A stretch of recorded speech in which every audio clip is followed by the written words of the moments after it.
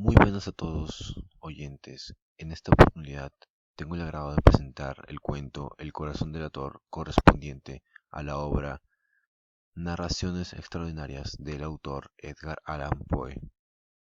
Empezamos. Es cierto, siempre he sido nervioso, muy nervioso, terriblemente nervioso. ¿Pero por qué afirman ustedes que estoy loco? La enfermedad había agudizado mis sentidos, en vez de destruirlos o embotarlos, y mi oído era el más agudo de todos. Oía todo lo que podía oírse, en la tierra y en el cielo. Muchas cosas oí en el infierno. ¿Cómo puedo estar loco entonces? Escuchen y observen con cuánta cordura, con cuánta tranquilidad les cuento mi historia. Me es imposible decir cómo aquella idea me entró en la cabeza por primera vez, pero una vez concebida, me acosó noche y día.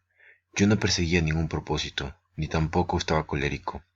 Quería mucho al viejo. Jamás me había hecho nada malo. Jamás me insultó. Su dinero no me interesaba. Me parece que fue su ojo. Sí, eso fue. Tenía un ojo semejante al de un buitre, un ojo celeste y velado por una tela. Cada vez que lo clavaba en mí, se me helaba la sangre, y así, poco a poco, muy gradualmente, me fui decidiendo a matar al viejo y librarme de aquel ojo para siempre. Presten atención ahora. Ustedes me toman por loco, pero los locos no saben nada. En cambio, si hubieran podido verme, si hubieran podido ver con qué habilidad procedí, con qué cuidado, con qué previsión, con qué disimulo me puse a la obra. Jamás fui más amable con el viejo que la semana antes de matarlo.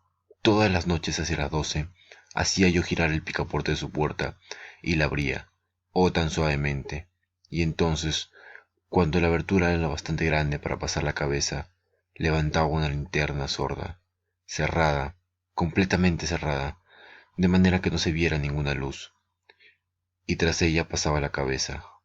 Oh, ustedes se hubieran reído al ver cuán astutamente pasaba la cabeza.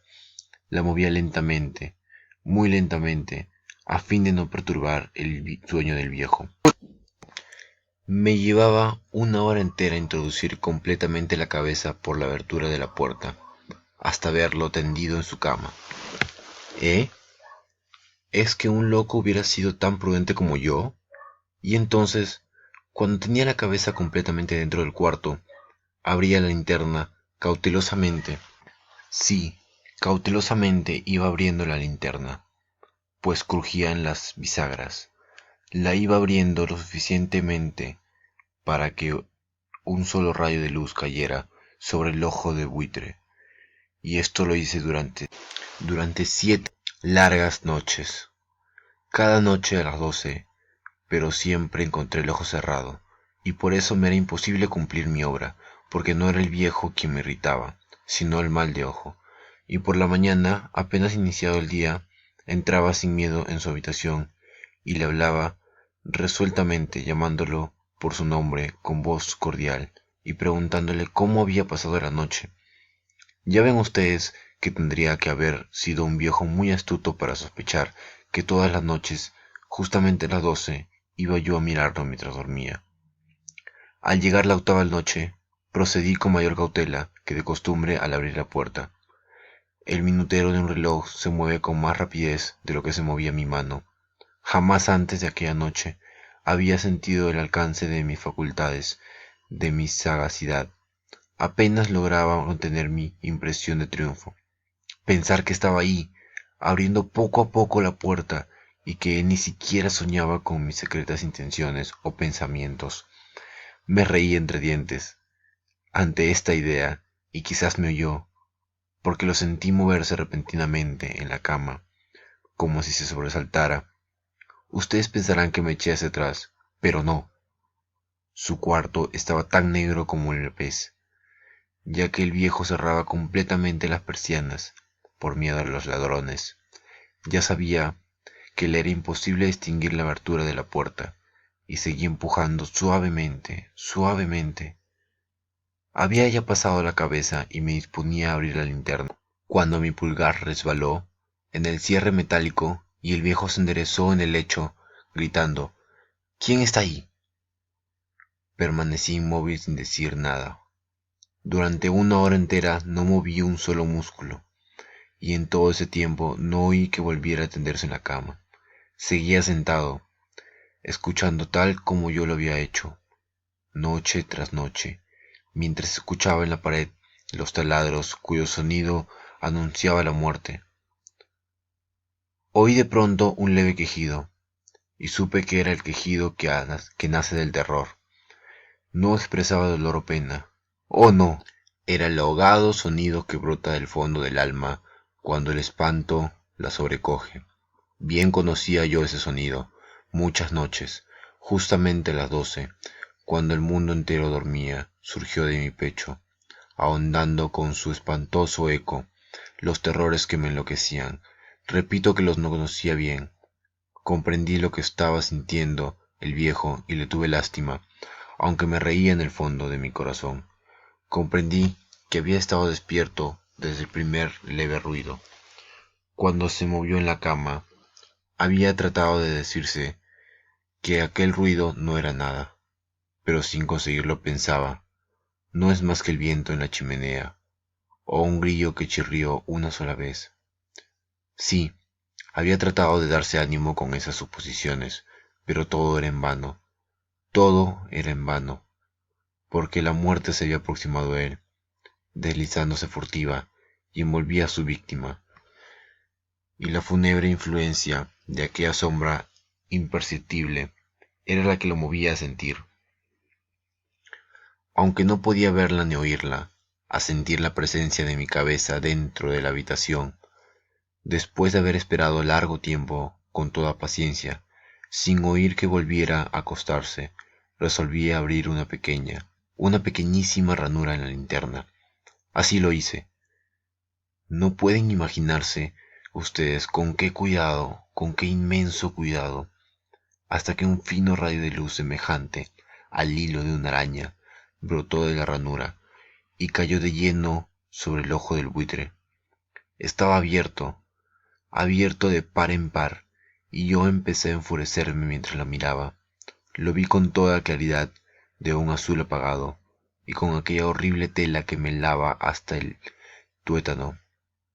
Pero no podía ver nada de la cara o del cuerpo del viejo, pues como movido por un instinto había orientado el haz de luz exactamente hacia el punto maldito. ¿No les he dicho ya que lo que toman erradamente por locura es solo una excesiva agudeza de los sentidos?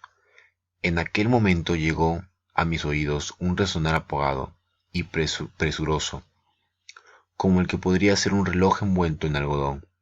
Aquel sonido también me era familiar. Era el latir del corazón del viejo. Aumentó aún más mi furia, tal como el redoblar de un tambor estimula el coraje de un soldado. Pero, incluso entonces me contuve y seguí callado.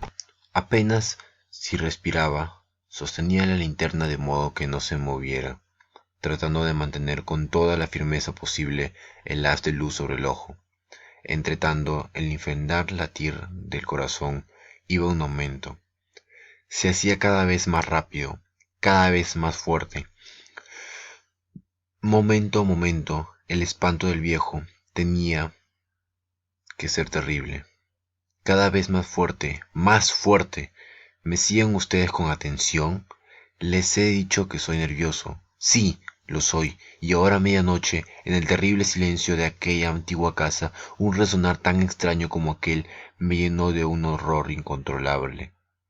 Sin embargo, me contuve todavía algunos minutos y permanecí inmóvil, pero el latido crecía cada vez más fuerte, más fuerte. Me pareció que aquel corazón iba a estallar y una nueva ansiedad se apoderó de mí. Algún vecino podía escuchar aquel sonido. La hora del viejo había sonado, lanzado un alarido. Abrí del todo la linterna y me precipité en la habitación. El viejo clamó una vez, nada más que una vez. Me bastó un segundo para arrojarlo al suelo y echarle encima el pesado colchón. Sonreí alegremente al ver lo fácil que me había resultado todo, pero durante varios minutos el corazón siguió latiendo, con un sonido ahogado. Creo que no me preocupaba, pues nadie podría escucharlo a través de las paredes. cesó por fin de latir. El viejo había muerto. Levanté el colchón y examiné el cadáver si estaba muerto, completamente muerto. Apoyé la mano sobre el corazón y la mantuve así largo tiempo. No se sentía el menor latido. El viejo estaba bien muerto. Su ojo no volvería a molestarme. Si ustedes continúan tomándome por loco, dejarán de hacerlo cuando les describa las astutas precauciones que adopté para esconder el cadáver. La noche avanzaba, mientras yo cumplía mi trabajo con rapidez, pero en silencio. Ante todo, descuarticé el cadáver, lo corté, la cabeza, brazos y piernas. Levanté luego 3 planchas del piso de la habitación y escondí los restos en el hueco. Volví a colocar los tablones con tanta habilidad que ningún ojo humano, ni siquiera el suyo, hubiera podido advertir la menor diferencia.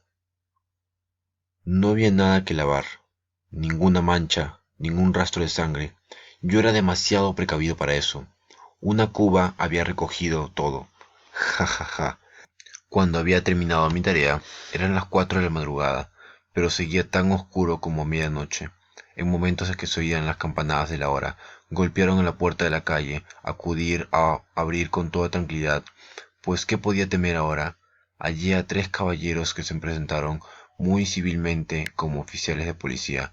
Durante la noche, un vecino había escuchado un alarido, por lo cual se sospechaba la posibilidad de un atentado. Al recibir este informe en el puesto de policía, habían comisionado a los 3 agentes para que registraran el lugar. Sonreí, pues ¿qué tenía que temer? Di la bienvenida a los oficiales y les expliqué que yo había lanzado aquel grito durante una pesadilla. Les hice saber que el viejo se había asustado a la campaña. Llevé a los visitantes a recorrer la casa y los invité a que revisaran bien. Finalmente, acabé conduciéndolos a la habitación del muerto. Les mostré sus caudales intactos y como cada cosa se hallaba en su lugar. En el entusiasmo de mis confidencias, traje sillas a la habitación y pedí a los 3 caballeros que descansaran allí de su fatiga, mientras yo mismo, con la audacia de mi perfecto triunfo, colocaba mi silla en el exacto punto bajo el cual reposaba el cadáver de mi víctima. Los oficiales se sentían satisfechos. Mis modales lo habían convencido. Por mi parte me hallaba perfectamente cómodo. Sentándose y hablaron de cosas comunes, mientras yo les contestaba con animación. Mas al cabo de un rato empecé a notar que me ponía pálido y deseé que se marcharan. Me dolía la cabeza y creía percibir un zumbido en los oídos, pero los policías continuaban sentados y charlando. El zumbido se hizo más intenso. Hablé en voz muy alta para librarme de esa sensación, pero continuaba lo mismo y se iba haciendo cada vez más clara, hasta que, al fin me di cuenta de que aquel sonido no se producía dentro de mis oídos. Sin duda debí ponerme muy pálido, pero seguí hablando con creciente soltura y levantando mucho la voz. Empeoró el sonido, aumentaba.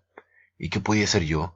Era un resonar apagado y presuroso, un sonido que podría ser un reloj envuelto en algodón. Yo jodeaba tratando de recobrar el aliento, y sin embargo los policías no habían oído nada. Hablé con mayor rapidez, con vehemencia, pero el sonido crecía continuamente. Me puse en pie y discutí sobre insignificancias en voz alta y con violentas gesticulaciones, pero el sonido crecía continuosamente.